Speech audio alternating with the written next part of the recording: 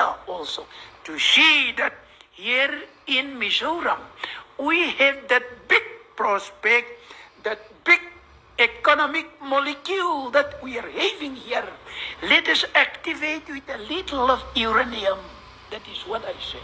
So that we can meet the challenge that God has given us in the field of this, in the field of that.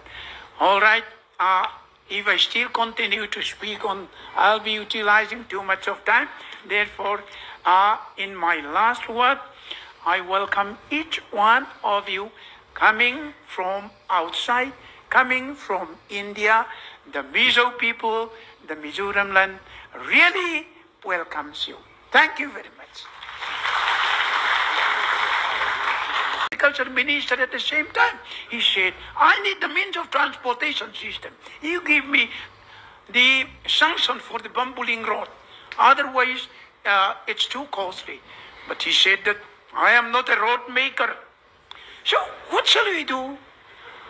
If the horticulture minister cannot make road, I go to the MORTH people, Ministry of Road Transport. They said that we make road for the national highway, not for the bamboo transportation. It's like a chicken and egg story. So anyhow, if from above God is looking at us, He will say, you the Indian leaders, you the Mizo leaders, how stupid you are there. Certainly He will say that. So let us be wise. The great gift of God.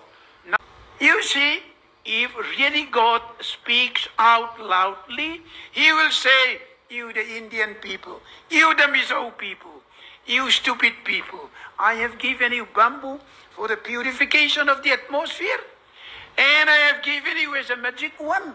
You do not know how to activate it. Therefore be wise. That would be the what that God would have given us. Therefore, now we